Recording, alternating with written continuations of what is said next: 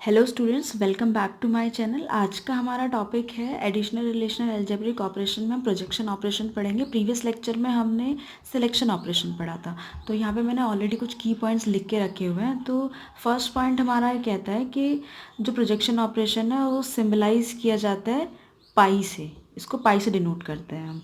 Projection operation एक unary operator है हमारा रिलेशनल अलजेब्रा में, और जो प्रोजेक्शन ऑपरेशन है वो हमारे किसी भी रिलेशन में कॉलम को डिस्प्ले करता है based on specific attribute. Okay, और जो प्रोजेक्शन ऑपरेशन का हमारा सिंटेक्स है वो है पाई। फिर हमने बेस में लिखा है लिस्ट ऑफ एट्रीब्यूट्स, कितने नंबर ऑफ एट्रीब्यूट हमें अपने रिजल्टेंट रिलेशन में चाहिए, और ये ऑपरेशन हम किस रिलेशन पे अप्लाई कर रहे हैं। तो R denotes to relation. Okay, फिर है degree of output relation is equal to the number of attribute in the attribute list. Degree of relation क्या होती है कि जितने नंबर ऑफ एट्रीब्यूट हमारे किसी पर्टिकुलर रिलेशन में या टेबल में एग्जिस्ट करते हैं वो उसकी डिग्री कहलाती है। सपोज इस टेबल में 3 एट्रीब्यूट हैं तो इस रिलेशन की डिग्री होगी 3।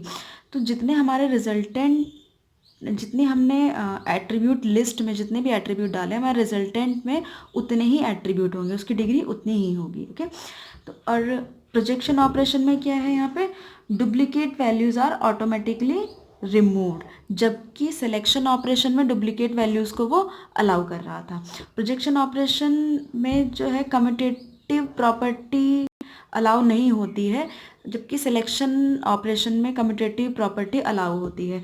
जैसे हमने कहा था सिलेक्शन में भी हमने पढ़ा था पाई, ये हमने प्रोजेक्ट किया लिस्ट 1 में, किसी कॉलम पे हमने अप्लाई किया पाई। फिर एक सब ऑपरेशन था नॉट इक्वल टू, यहाँ पे लिस्ट 2 है, यहाँ पे लिस्ट 1 है, फिर इसके अंदर हमने लिस्ट 1 यहाँ लिखा है, यहाँ लिस्ट 2 लिखा है।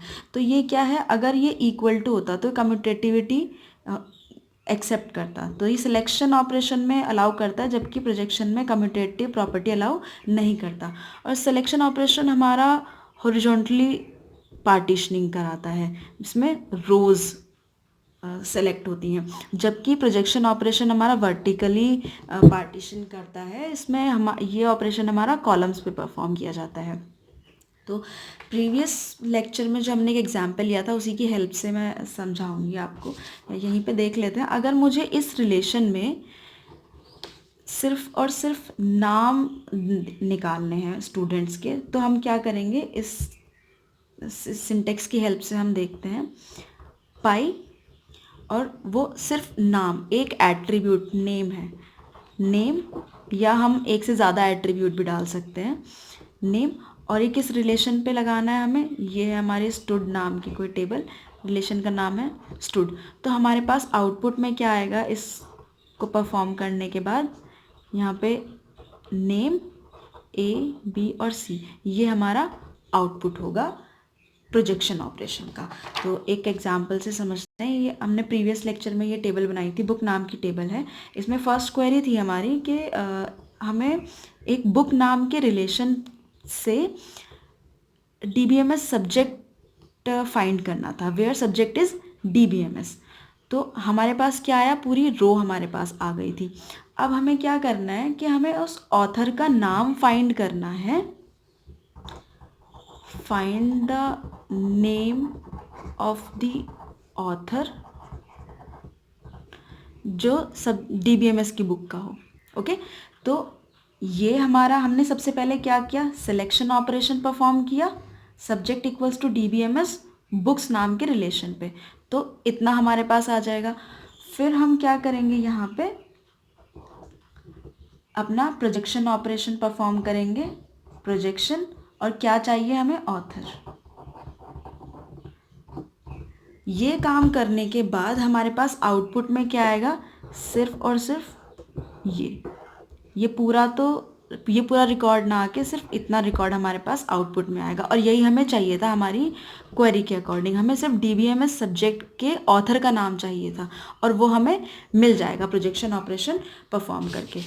अब एक फ्रेश एग्जाम्पल से समझने की कोशिश करते हैं।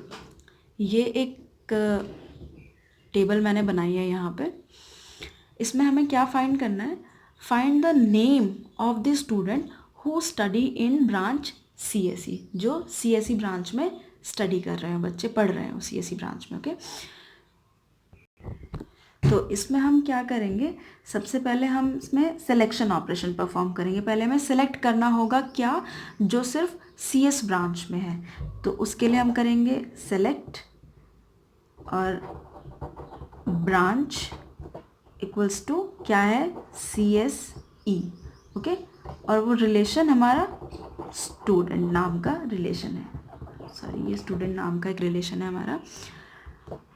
अब इसमें क्या आ जाएगा हमारे पास, सिर्फ इतना करने के बाद CSE और CSE, यहाँ पे जो दो ब्रांच हमारी कंप्यूटर साइंस है वो आ गए। तो ये दो रिकॉर्ड आ जाएंगे हमारे पास आउटपुट में। अब हमें क्या करना है, find the name of the student जो CS ब्रांच में पढ़ रहे हो।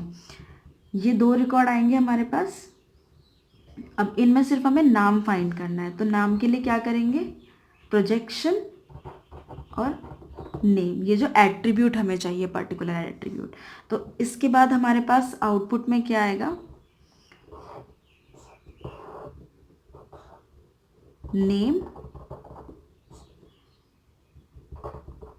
ABC और STU।